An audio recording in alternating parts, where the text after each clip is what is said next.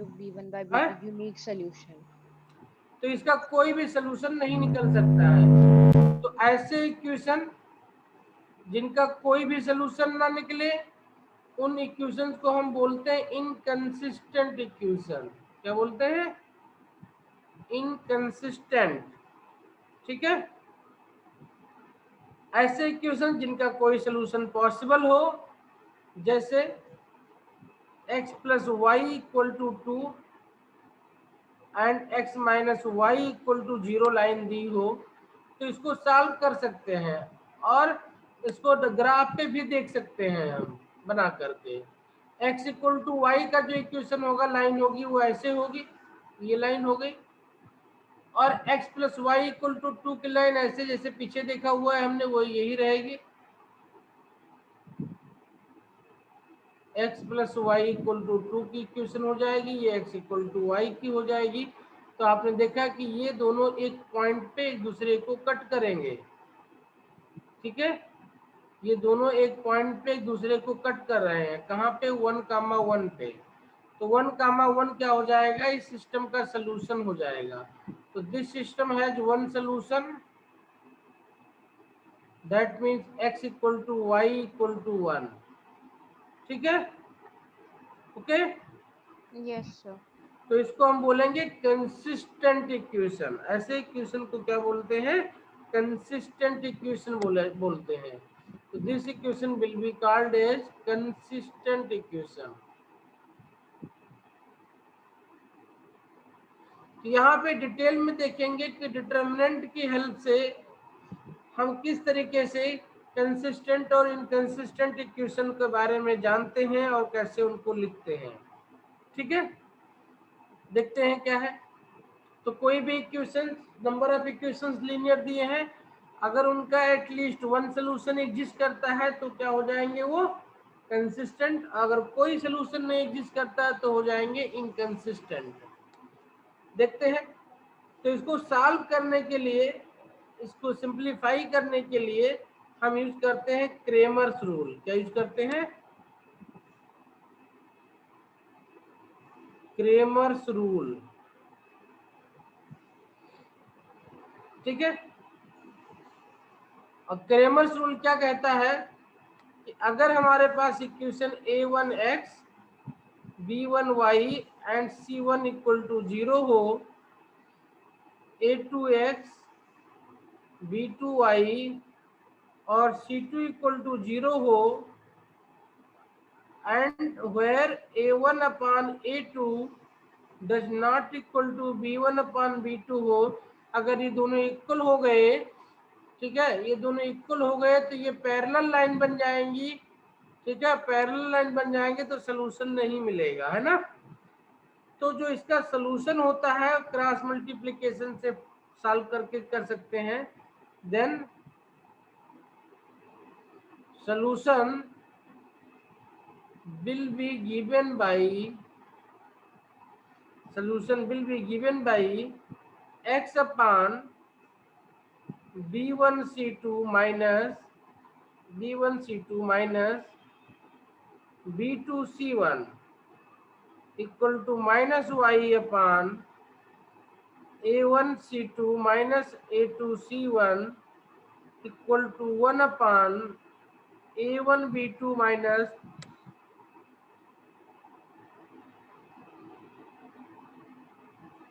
a1b2 minus a2b1।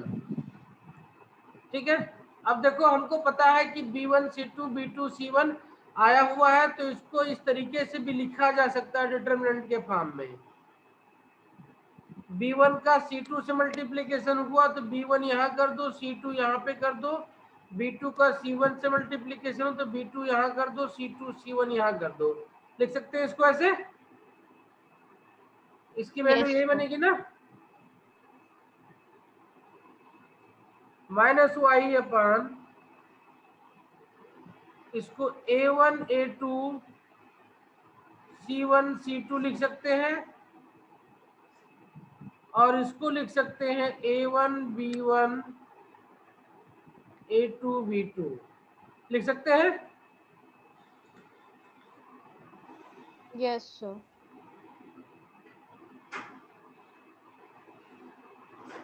ठीक है, तो ये इसका सोल्यूशन हो जाएगा। अब इसको और थोड़ा ध्यान से देखें तो इन दोनों इक्वेशन को डिटरमिनेंट के फॉर्म में लिखना है तो ऐसे लिखेंगे a1 b1 c1 a2 b2 c2 a3 है ही नहीं, है ना। Yes, sir.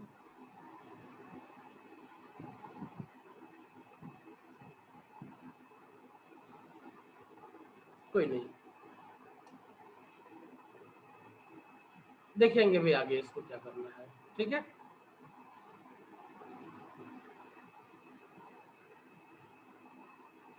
Okay.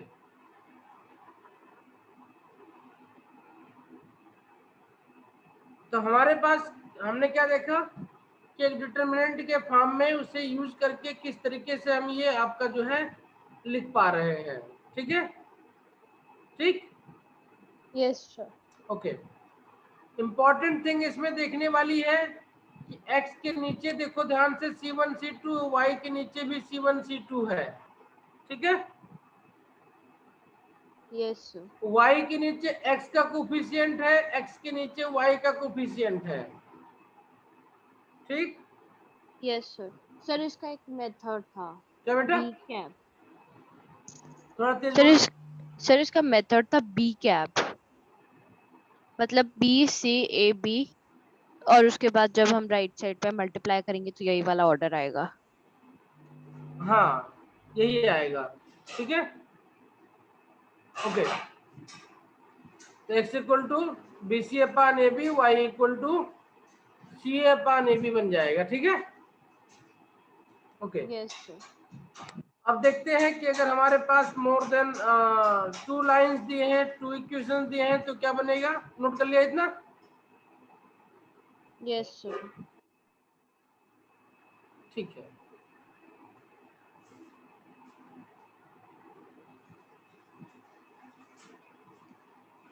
a1x b1y c1z equal to d1 दिया हो, a2x b2y c2z equal to d2 दिया हो, a3x b3y c3z equal to d3 दिया हो।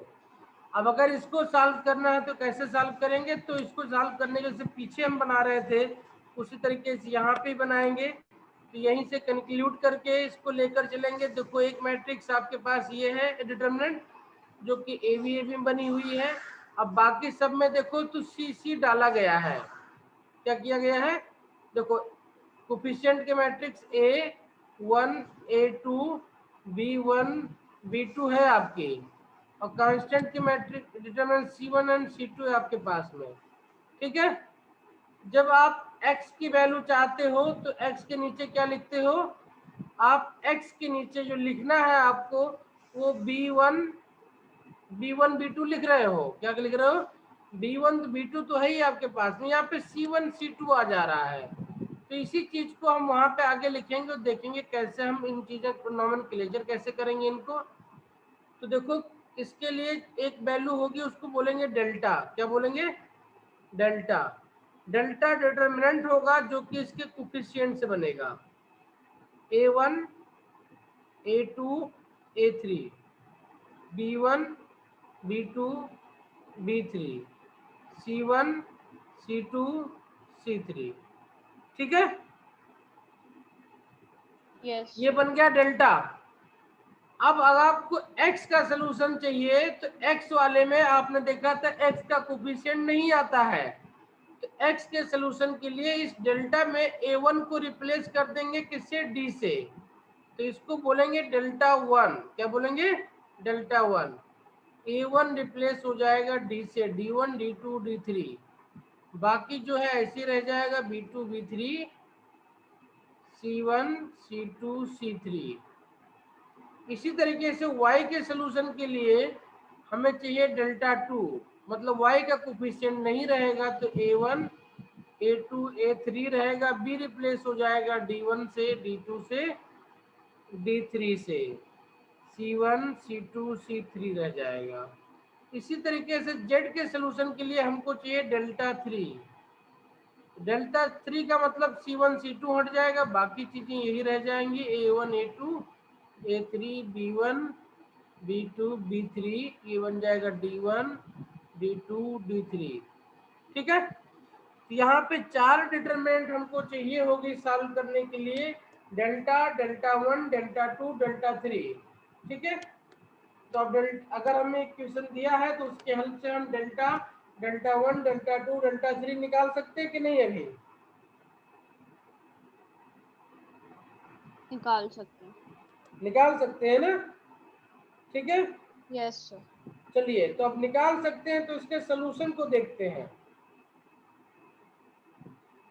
यहाँ पे देखें ध्यान से, तो ये डेल्टा 1 है, ये डेल्टा है, ये क्या है?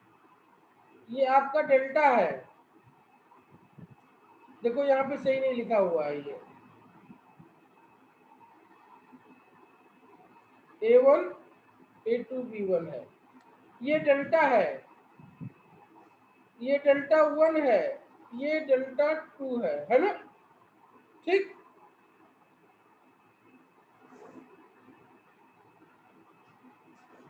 ठीक है। Yes sir.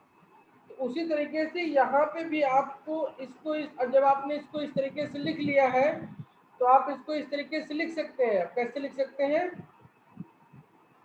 x equal to delta 1 by delta आपका सोल्यूशन होगा, y equal to delta 2 by delta आपका सोल्यूशन होगा, और z equal to delta 3 by delta आपका सोल्यूशन होगा।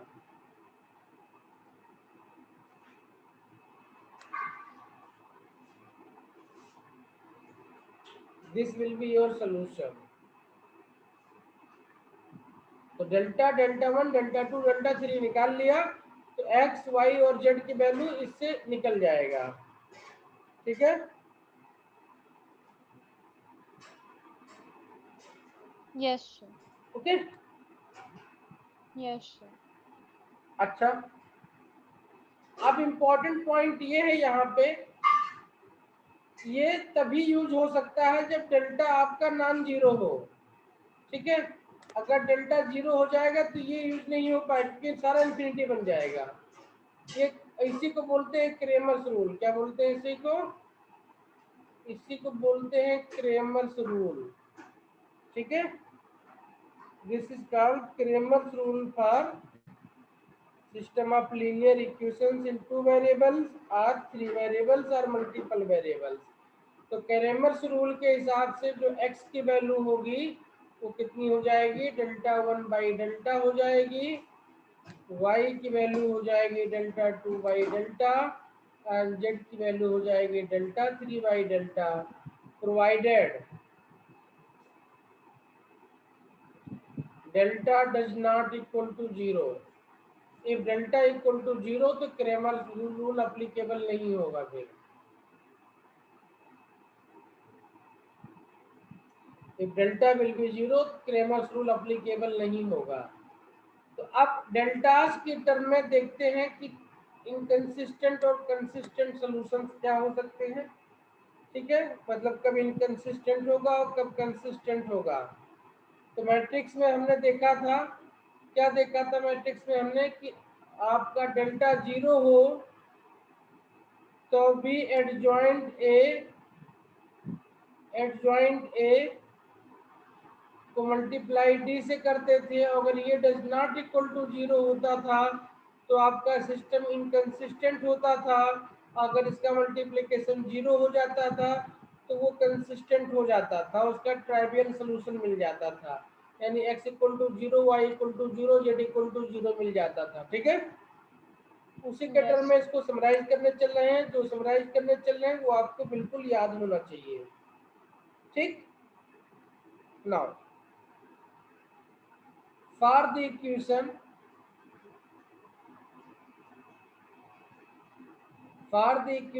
a1x b1y c1z equal to d1,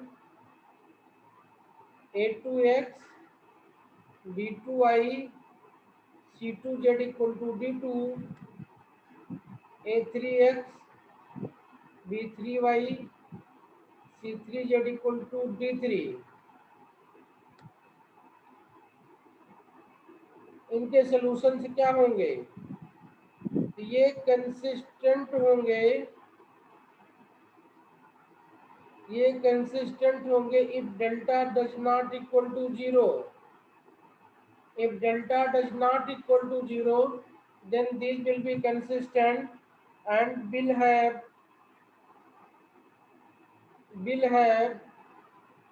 unique solutions। will have unique solutions। क्या होंगे solution? वो होंगे delta 1 by delta, y equal to delta 2 by delta and z equal to delta 3 by delta. ये इनके unique solutions निकलेंगे। But if delta equal to zero, तो यहाँ पे दो पॉसिबिलिटी बनेगी, यहाँ पे दो पॉसिबिलिटी बनेगी। Case 1, if delta 1 equal to delta 2 equal to delta 3 equal to zero, ये सब भी जीरो हो, तो ये जो इक्वेशंस होंगे ये कंसिस्टेंट होंगे। क्या होंगे? ये इक्वेशंस जो होंगे ये आपके कंसिस्टेंट होंगे।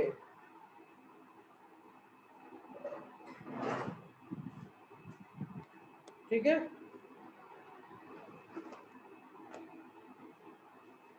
ये क्या होंगे? ये कंसिस्टेंट होंगे। Okay sir. ठीक है, क्या होंगे? ये कंसिस्टेंट होंगे और इस केस में मैनी सॉल्यूशंस होंगे। क्या होंगे? मैनी सॉल्यूशंस होंगे, या इसको बोलते हैं infinite solutions.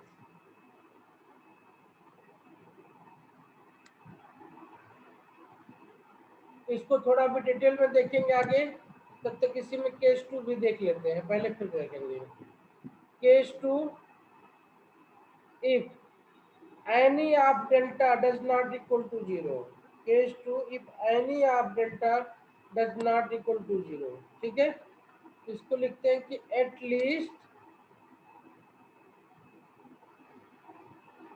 least one of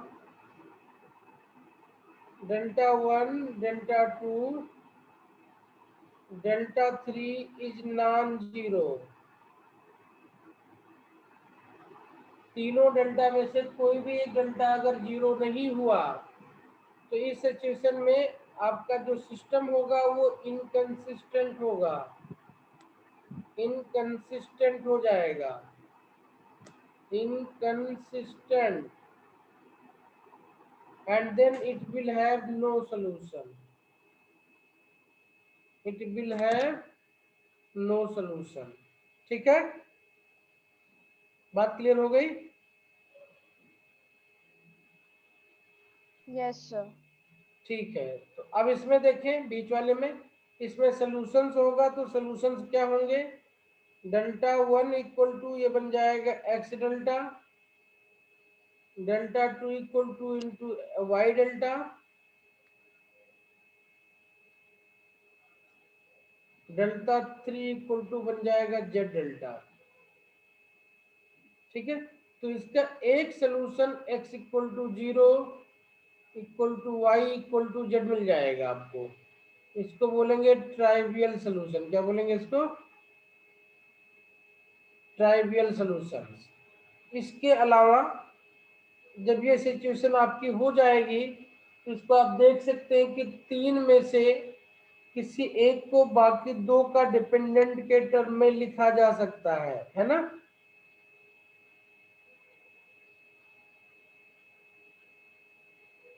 ठीक, यस सर।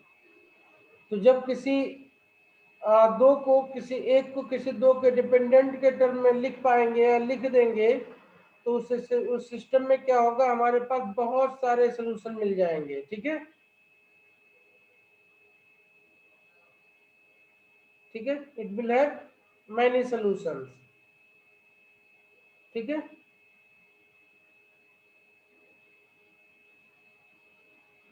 तो इस सिचुएशन में among x y z only two can be independent, only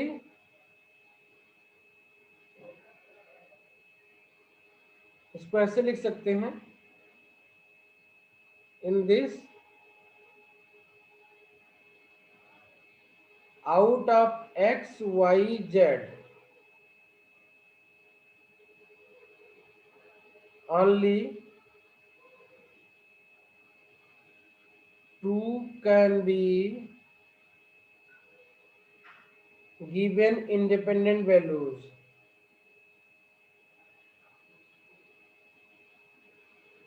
Only two can be given independent values. Third one will depend on remaining two. ठीक है, तो तीसरा होगा बाकी दो पे डिपेंड करेगा। ओके, तो यानी इस तरीके के सिस्टम में जब डेल्टा 0, डेल्टा 1, डेल्टा 2, डेल्टा 3 0, तो आपके पास इनमें एक्स वाई जेड में कोई दो ही इंडिपेंडेंट वेरिएबल होता है, तीसरा आपका डिपेंडेंट वेरिएबल हो जाता है। ठीक है, यस सर। क्वेश्चन करेंगे तो चीजें और क्लियर होंगी। तो अब ये मेरे ख्याल से वेल समराइज्ड हो गया। तो सबसे पहले आप चेक करोगे डेल्टा 0 है कि नहीं 0 है। अगर डेल्टा 0 नहीं है तो इसका मतलब उसका सिंगल सोल्यूशन निकलेगा और उसकी value delta 1 by delta, delta 2 by delta, delta 3 by delta मिल जाएगी।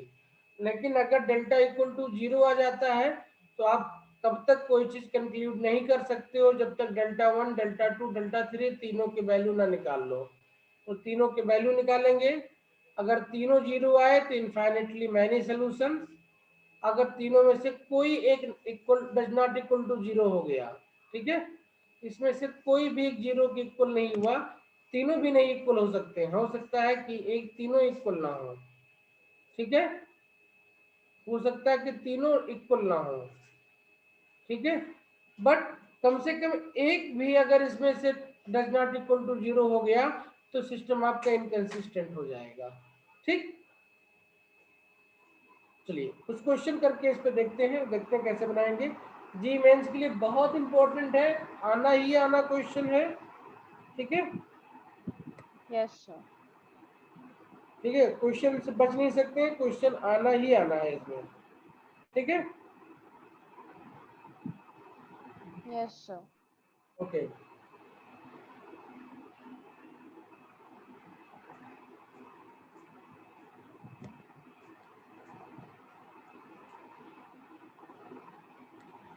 इसी तरीके से एक मिनट लगेगा, होमोजीनियस वाले को भी देख लेते हैं। होमोजीनियस वाले केस को,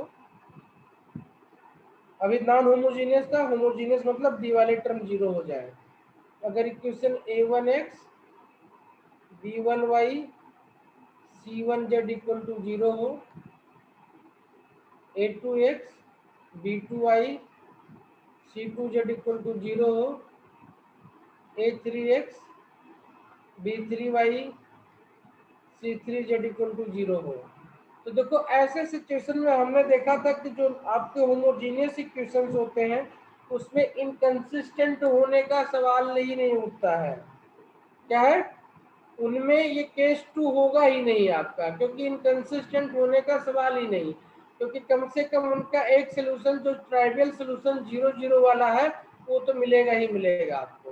ठीक है, तो यहाँ पे आपको चेक करना है कि ये एक ही सोल्यूशन होगा या एक से ज्यादा सोल्यूशन होगा। ठीक है, एक ही सोल्यूशन होगा या एक से ज्यादा सोल्यूशन होगा, तो ये डिपेंड करेगा डेल्टा की वैल्यू पे। इफ डेल्टा इक्वल टू 0, ठीक है,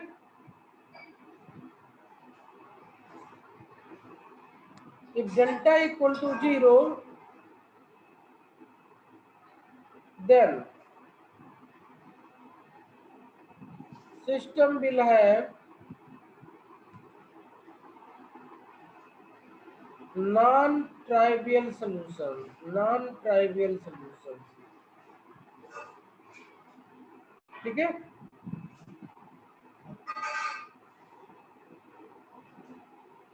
System will have non-trivial solutions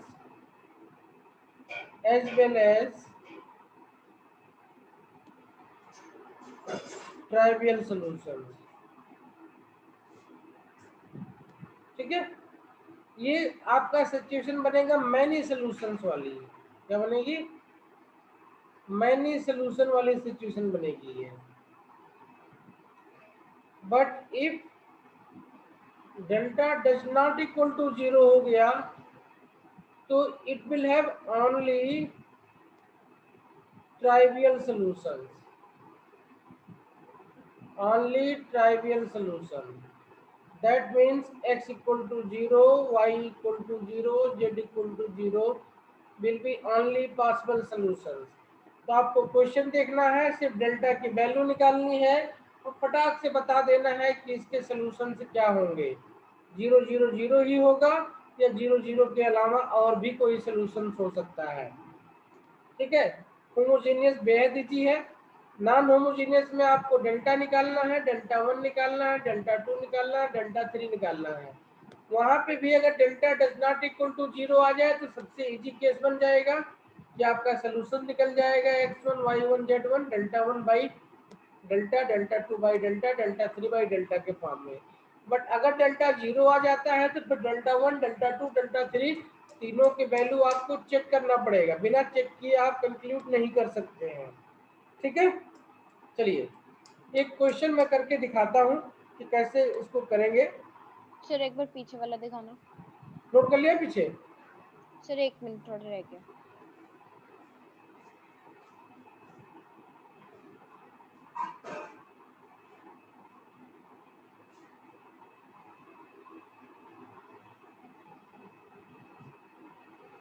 हो गया सर। ठीक है,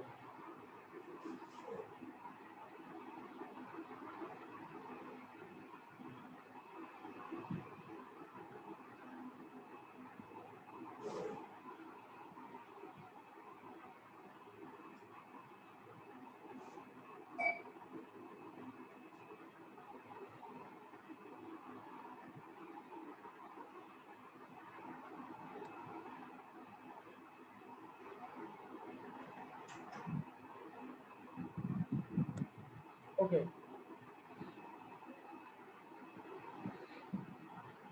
क्वेश्चन है सॉल्व।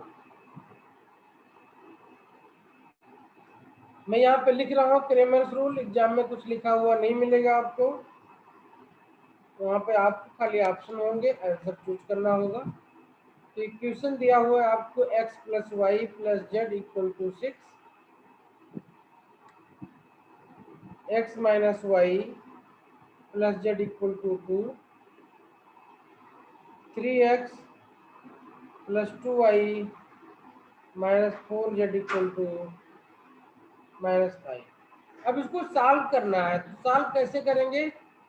स्टेप 1 हमेशा इस चीज को फॉलो करेंगे। ये नॉन होमोजेनियस इक्वेशन है तो डेल्टा की वैल्यू लिखेंगे। तो डेल्टा की वैल्यू कितनी हो जाएगी? 1 1 1 1 माइनस 1 1 3 2 माइनस 4, ये डेल्टा की वैल्यू हो जाएगी। इसको सॉल्व करके निकालें, इसकी वैल्यू निकाल लेते हैं। इसकी वैल्यू कितनी हो जाएगी? इसकी वैल्यू हो जाएगी, इसको एक्सपेंड कर लेते हैं, या चाहे तो हम सारस रूल लगा सकते हैं। ठीक है, जो भी पसंद आए, जो भी प्रैक्टिस में है वो आप कर लो।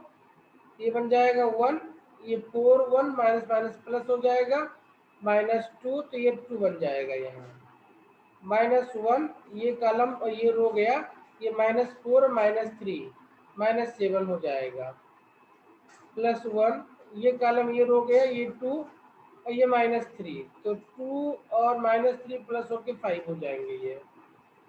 ये बन जाएगा 2 + 7 + 5, ये बन जाएगा 14। Means delta does not equal to 0। This means this system will have a unique solution. This system will have a unique solution. Means this system will have unique solution, will have an unique solution या unique solution.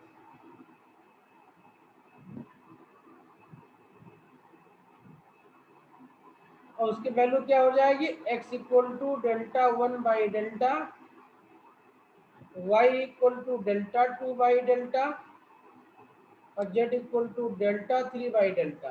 तो अब हमें काम क्या बचा, delta 1 delta 2 delta 3 निकालना बचा। तो डेल्टा 1 निकालते हैं, तो डेल्टा 1 क्या बनेगा, इसमें से जो x वाली कोफिशिएंट है इसको रिप्लेस कर देंगे d वाली वैल्यू से। तो क्या बन जाएगा, डेल्टा 1 6 2 माइनस 5, बाकी जो वैल्यू है ऐसे रह जाएंगी, 1 माइनस 1 2 1 1 माइनस 4। इसको सॉल्व करके इसकी वैल्यू निकाल लो, इसको सॉल्व करके इसकी वैल्यू निकाल लो। इसको सॉल्व करेंगे तो इसकी वैल्यू बन जाएगी 14। ये करके देख लेते हैं। ये हो जाएगा 6, 5 प्लस हो जाएगा 4 हो जाएगा, सॉरी 1 इंटू 4 4 हो जाएगा, माइनस 2 तो ये 2 बचेगा खाली यहाँ पे, 6 इंटू 2 माइनस 1, ये माइनस 8 हो जाएगा, ये प्लस 5 हो जाएगा, तो यानी 3 आ जाएगा यहाँ पे, माइनस 3 आ जाएगा,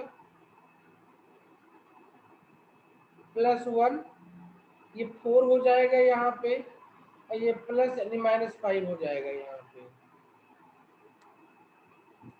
ये 12 प्लस 3 माइनस 1 यानी 14 हो जाएगा। तो x की वैल्यू कितना हो जाएगा, 14 बाई 14 यानी इक्वल टू 1 हो जाएगा। इसी तरीके से आप डेल्टा 2 और डेल्टा 3 की वैल्यू निकाल लो, डेल्टा 2 और डेल्टा 3 की वैल्यू निकाल लो, तो वो आपका सोल्यूशन हो जाएगा। तो मैं निकालता हूँ यहीं पे, डेल्टा 1 नोट कर लिया। Yes sir. तो डेल्टा 2 निकालते हैं, तो डेल्टा 2 का मतलब क्या हो गया कि इस बार जो y का कोफिशिएंट है वो चेंज होगा, x ऐसे रह जाएगा तो 1 1 3 रह जाएगा, y चेंज होगा तो ये 6 बन जाएगा, 2 बन जाएगा, माइनस 5 बन जाएगा, ये ऐसे 1 1 माइनस 4 आ जाएगा। इसकी वैल्यू निकाल लो, ये 1 हो जाएगा, ये माइनस 8 हो जाएगा, ये प्लस 5 हो जाएगा, यानी कि ये माइनस 3 बचेगा अंदर, माइनस 6 हो जाएगा, ब्रैकेट में ये माइनस 5 माइनस 3 माइनस 7 हो जाएगा, ठीक है, माइनस 5 माइनस 3 माइनस 7 हो जाएगा, प्लस 1 हो जाएगा, ये माइनस 5 माइनस 6 माइनस 11 हो जाएगा। ये इसको जोड़ लो कि ये बन जाएगा माइनस 3 प्लस 42 माइनस 11, ये बन जाएगा 28। यहाँ पे लाके वैल्यू पुटअप कर दो, 28 बाई 14 ये बन जाएगा 2, ठीक। Yes sir. यहाँ पे डेल्टा 3 लिख लेते हैं, डेल्टा 1 हटा करके,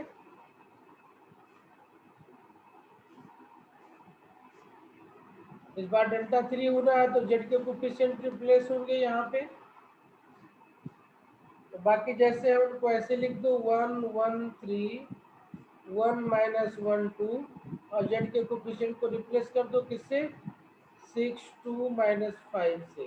वैल्यू निकाल लो कितनी हो जाएगी, 1 माइनस 5 प्लस 5 5 हो जाएगा, अब माइनस 4 तो 1 बचेगा अंदर खाली, 5 माइनस 4 यानी कितना बचेगा, 1 माइनस 1, ये माइनस 5 ये माइनस 6 अंदर बचेगा, माइनस 11 प्लस 6, ये कैंसिल ये कैंसिल, ये बचेगा 2, माइनस 3 प्लस होकर 5 हो जाएगा ये, ठीक है। Yes sir. ये प्लस हो जाएगा, ये बन जाएगा 42, यहाँ 42 रख दो, 42 बाई 14 ये बन जाएगा 3। तो इस तरीके से x equal to 1 y equal to 2 और z इक्वल टू 3 आपका सोल्यूशन आ गया, ठीक। Using Cramer's rule. बात समझ में आ गई सबको? यस सर, आ गई।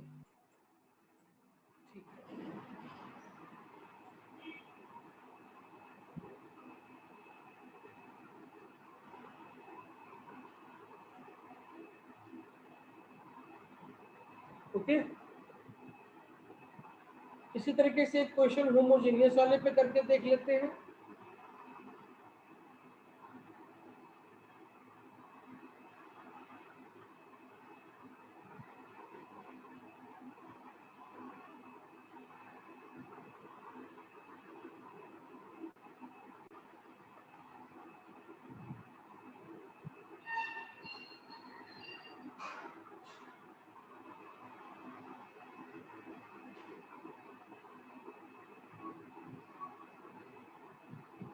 ठीक है, यस सर। क्वेश्चन है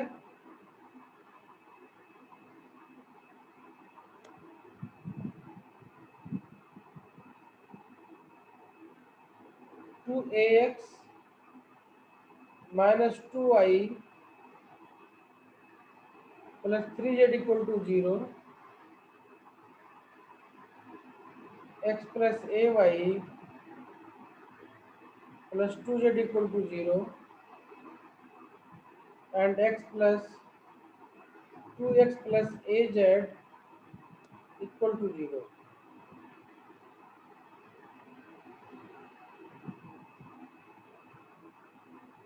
Have a non-trivial solutions.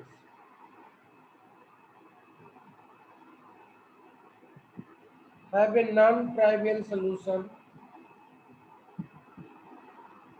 Find the value of a.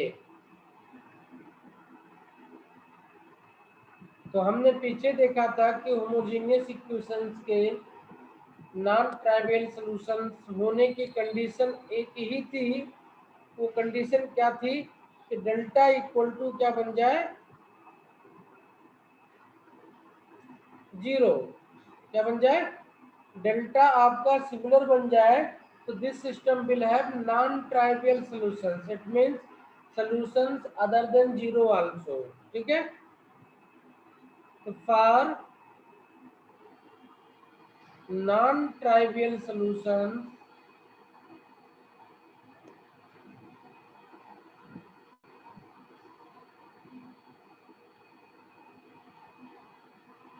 To a x, sorry x नहीं है, खाली कोफिशिएंट लिखना है हमको, 1 2 ए 0 ना 2a माइनस टू ए, इसमें कोई वो नहीं तो 0 हो जाएगा, 3 2 and a. This determinant equal to 0 होना चाहिए। अब इस डिटरमिनेंट को सॉल्व कर लो, सॉल्व कर लेंगे तो ए की वैल्यू निकल जाएगी। ठीक है, ठीक, यस सर। सॉल्व कर लो इस डिटरमिनेंट को। इसकी मीनिंग हो गया, इसकी वैल्यू कितनी हो जाएगी, 2a, ए से मल्टीप्लाई करेंगे तो ब्रैकेट में यहाँ ए स्क्वायर, 0 तो 0 हो जाएगा, माइनस माइनस प्लस 2 हो जाएगा, रो गया कलम गया, तो ए माइनस 4 हो जाएगा, यहाँ ब्रैकेट में ए माइनस 4 हो जाएगा। देखना ये 4 ए जैसा दिख रहा है, तो हम 4 को ऐसे लिखें, 3, ये कॉलम ये रो गया 0, ये माइनस 2a हो जाएगा, दिस इक्वल टू 0 होना चाहिए। इसको सॉल्व कर लो आप, ये बन जाएगा 2a³ बन जाएगा, yes sir. Plus 2a minus 8 and minus 6a equal to 0। ठीक है, यस सर। ये हो जाएगा कितना, 2a³ minus 4a minus 8 equal to 0, 2a³ minus 4a minus 8 equal to 0। अब इसको सॉल्व करना है, तो सॉल्व करना है तो बनाना पड़ेगा इसको। ए क्यूब दिया हुआ है, 4a दिया हुआ है, 2 दिया हुआ है। इसका मतलब ये हुआ अगर फैक्टर करना है तो इसमें स्क्वायर का टर्म ऐड करना पड़ेगा। तो स्क्वायर का टर्म ऐड कर लें, स्क्वायर का टर्म सब्ट्रैक्ट कर देंगे तो बात वही रह जाएगी। 2a क्यूब है, इसमें हम ऐड कर दे रहे हैं -2a स्क्वायर और सब्ट्रैक्ट कर दे रहे हैं 2a स्क्वायर। तो बात जो है वो 0 के 0 ही बनी रह जाएगी।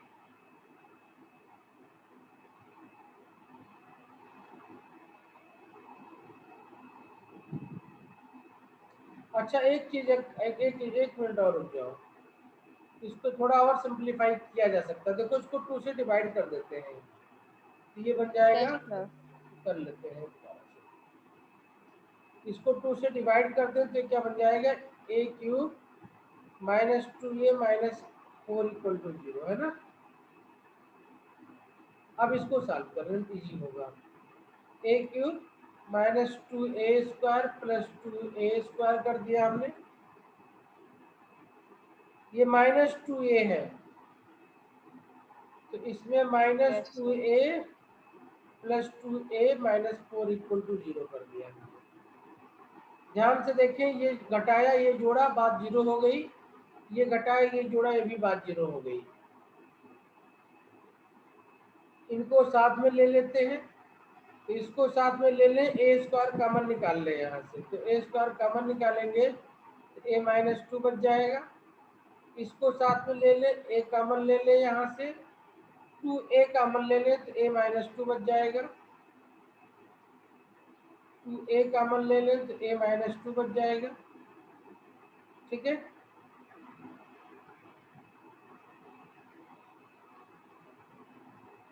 नहीं बच, देखो थोड़ा और एक स्टेप और करते हैं, एक स्टेप इसको और करते हैं। तो ये वाला टर्म हो गया, तो हमें -2 चाहिए, इन दोनों को जोड़ दो, इन दोनों को साथ में ले लो और 2a कॉमन ले लो, यहाँ से बचेगा a, यहाँ से बचेगा -2 और यहाँ से भी कॉमन ले लो 2, तो a -2 अंदर बच जाएगा।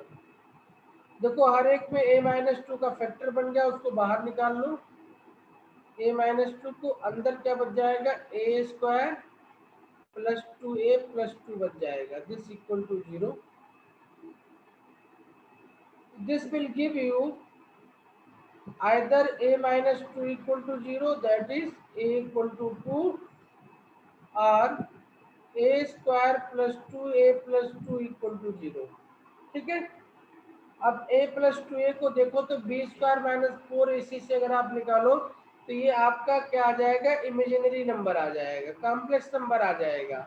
ठीक है, क्या आ जाएगा, कॉम्प्लेक्स नंबर आ जाएगा, तो वो एक्सेप्टेबल नहीं होगा यहाँ पे, तो इसलिए a = 2 इसका सॉल्यूशन हो जाएगा।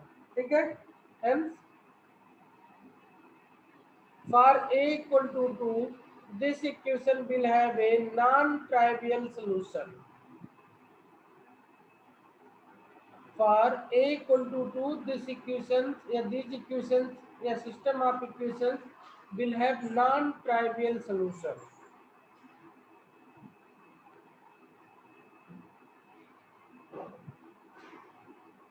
ठीक है,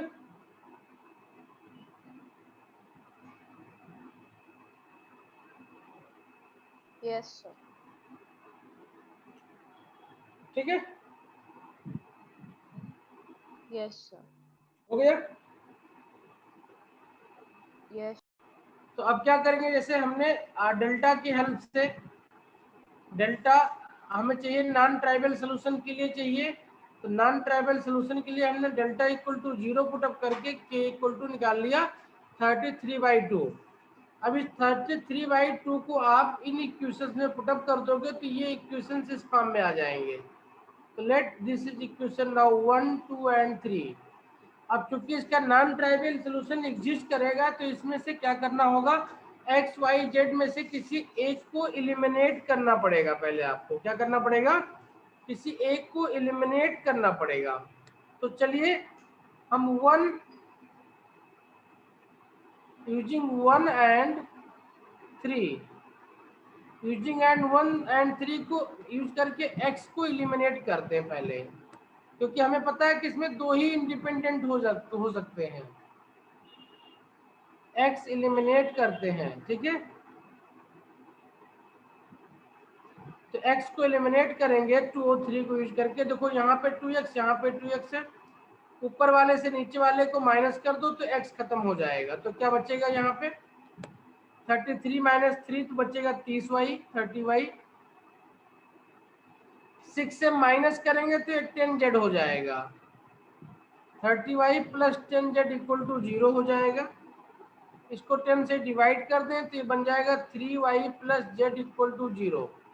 let's say this is equation number 4, ठीक है। ओके, तो यहां से सिंप्लीफाई करके अगर ध्यान से और भी देखें हम, तो किसी एक की वैल्यू दे देते हैं।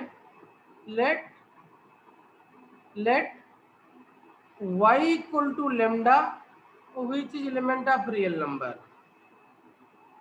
देन z की वैल्यू कितनी हो जाएगी -3y, है ना, तो 3 लेमडा हो जाएगी। तो y की वैल्यू लेमडा हो तो z की वैल्यू कितनी हो जाएगी 3 लेमडा। देखो z आपका y पे डिपेंडेंट हो गया, है ना, क्या हो गया, z आपका y पे डिपेंडेंट हो गया। तो यहाँ पे y और z दोनों की वैल्यू मिल गई। किसी भी एक इक्वेशन में, मान लेते हैं इक्वेशन नंबर 3 ले लिया, इक्वेशन नंबर 3 में y और z की वैल्यू पुटअप कर दो तो x की वैल्यू निकल जाएगी। तो फ्रॉम इक्वेशन 3 y और z दोनों की वैल्यू लेमडा के टर्म में पुटअप करो तो कितना हो जाएगा, ये 2x प्लस 3 लेमडा, ये प्लस हो जाएगा। 3 और 4 से मल्टीप्लाई करेंगे तो 12 लेमडा हो जाएगा, ये 15 हो जाएगा। तो x इक्वल टू मिल जाएगा -15/2 लेमडा, ठीक है। Yes sir. ठीक है, तो इसका सोल्यूशन कितना हो जाएगा, इसका सोल्यूशन हो जाएगा x equal to -15/2 lambda, y equal to lambda और z equal to 3 lambda minus के साथ में। अब लेमडा की वैल्यू 1 रखोगे तो 15/2 1 - 3, लेमडा की वैल्यू 2 रखोगे तो ये आपका -15 2 -6। तो जितनी भी लेमडा की वैल्यू रखते जाओगे उतने सोल्यूशंस आपको मिलते जाएंगे यहाँ से, ठीक है। वह लेमडा एलिमेंट आर। अब बात समझ में आ गई ना कैसे इनफाइनाइटली सोल्यूशन बनेंगे, ठीक। Yes sir. तो इस तरीके से हमने देखा कि नॉन ट्राइवियल सॉल्यूशंस में इसके मैनी सॉल्यूशंस बन जाएंगे। लेमडा की वैल्यू 1 2 3 4 5 6 7 8 9 जितनी भी रखोगे उतनी करस्पॉन्डिंग एक्स वाई जेड की वैल्यू आपको मिलती जाएगी, ठीक। Yes sir. Okay, yes sir. तो यही करते हैं। जब आपका कांस्टेंट की वैल्यू आ जाए तो उसको पुटअप कर दो यहाँ, उसके बाद में एलिमिनेट कर दो दो में से किसी एक को। दो में एक रिलेशन बन जाएगा वाई जेड में या एक्स जेड में या वाई एक्स वाई में, यानी एक को दूसरे का हमने इंडिपेंडेंट बना दिया, डिपेंडेंट बना दिया। डिपेंडेंट बनाने के बाद में कोई वैल्यू असाइन कर दो तो दूसरे की वैल्यू निकल जाएगी, उसको ला करके किसी इक्वेशन में पुटअप करके जो बाकी बचेगा उसकी भी वैल्यू निकाल लो। इस तरीके से होमोजेनियस इक्वेशंस का नॉन ट्राइवियल सॉल्यूशंस हम निकालते हैं, ठीक है। Okay, yes sir.